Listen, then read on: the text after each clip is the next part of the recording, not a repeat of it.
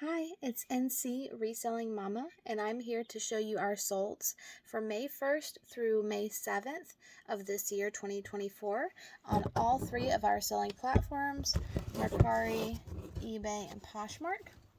So just bear with me as I get through our solds here. All right, we're going to start with Mercari. On Mercari, we only made one sale. That's pretty typical for us. It's not a really big selling platform for us. Now, as some of you know, they have just recently changed the return policy back.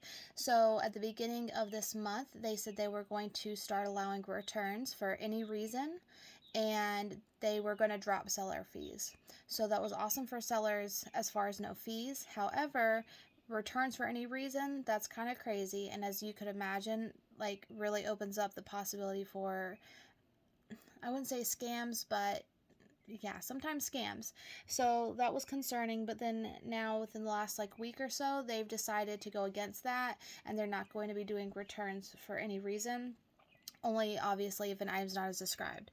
So here I sold this Victoria's Secret black halter swim tankini top, size 38C. It sold for $21. That's pretty good. I've had this probably since I used to sell Victoria's Secret back in college. I just listed it a few, it's probably about last summer. I think I've had this on here for about a year. And sometimes that happens if you list stuff and it's at the end of a summer and it's a summer item, then you might be sitting on it for a while, but not necessarily. There are people that still buy things out of season that go on cruises and vacations to warmer areas and things like that. So again, this sold for $21, and that was our only Mercari sale. Now we're going to eBay. We sold this Wizard of Oz Dorothy doll.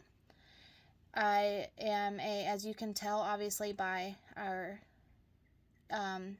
resale name, the Ruby Slipper Resale, I'm a big Wizard of Oz fan, and so I've collected it ever since I was a kid. I've got millions of Wizard of Oz items, and I'm just now starting to purge through some of it.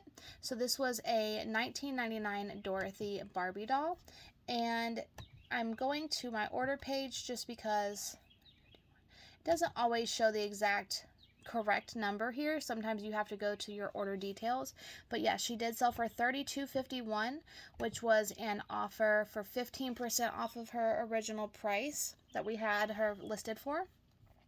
You might see that on the other Mercari sale as well as this. This was free shipping. Now, we no longer do free shipping for the new items that we list, but when I was originally cross-posting to Mercari and eBay, I was using free shipping as kind of like a little advantage to the buyer to try to move sales, but I'm no longer doing that.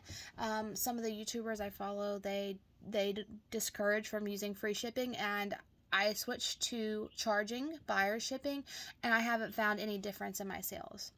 Now we have this new Sons of Anarchy men's t-shirt, sold for $18.06, which was an offer to Liker for 15% off, and this also had free shipping. Now, obviously, when you sell something for $18 and you're shipping it to wherever that shipped to, yes, besides the shipping and fees and the cost of goods, you're going to be losing, or you're not making a ton of money, but it's $5 here, $10 there that really adds up. Then we had these Earth Original sandals. Those sold for $19.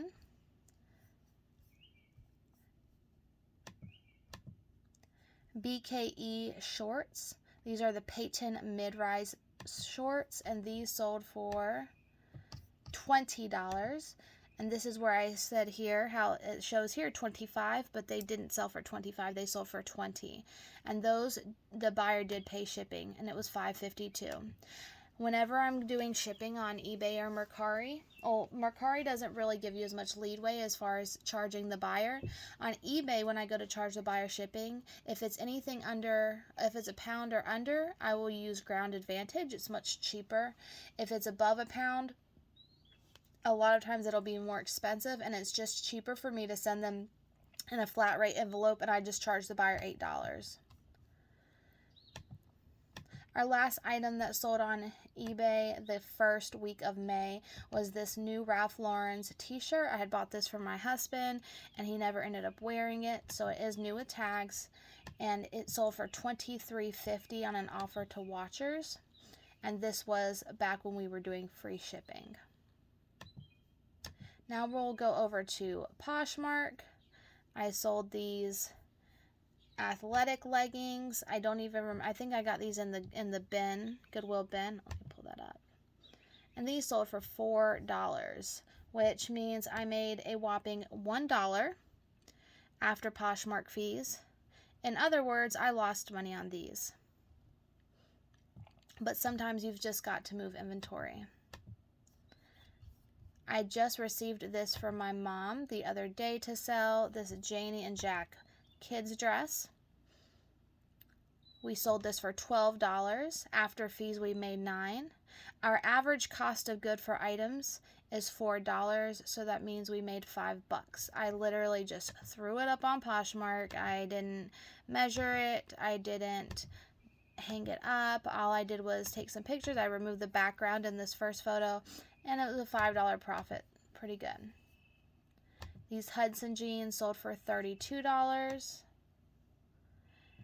I know for a while it was really tough moving skinny jeans. I found that if they are mid-rise or low-rise, it's a bit of an easier sale.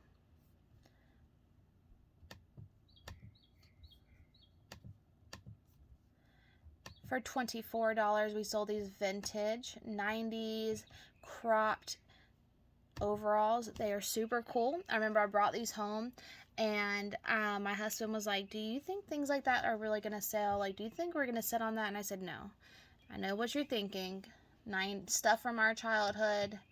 It looks old. Doesn't look like something that you would think people would want. It's something people would want. And it had this really cool carpenter, I can't think of what you call that, but this little thing that, this little detail right there, that was really neat. Wide leg, so that sold for $24. These vegan leather boots, which is a really good keyword to use. Instead of saying faux leather, say vegan leather. You can put fake or faux leather in the keywords when you're writing out your description, but saying vegan leather just looks a lot better, and I've seen that it's produced really good sales. These sold for $18. These are just an old pair of my own.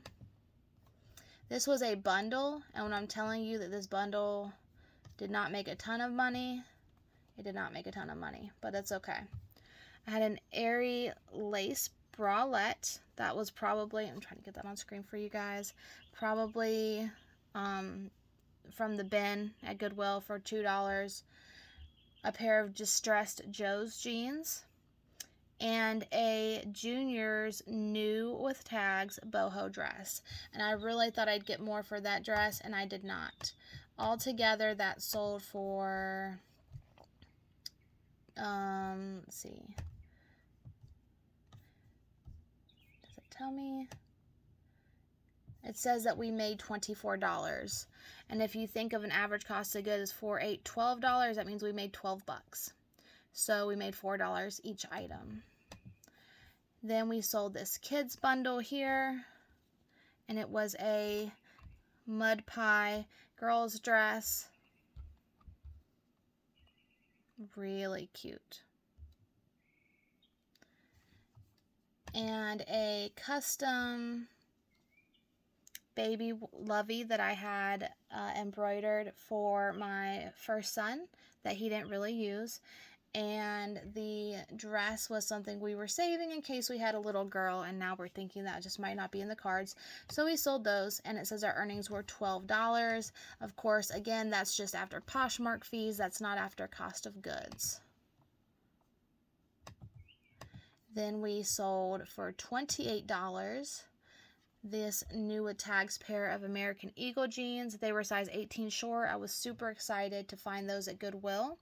They were brand new with tags. And they were originally $50 at American Eagle, and they sold for $28 on Poshmark. For $35, we sold this Miss Me pair of jeans, skinny. For $32, we sold this vintage band shirt, Dance Gavin Dance. And our last item, which was a loss, was this dress for $4.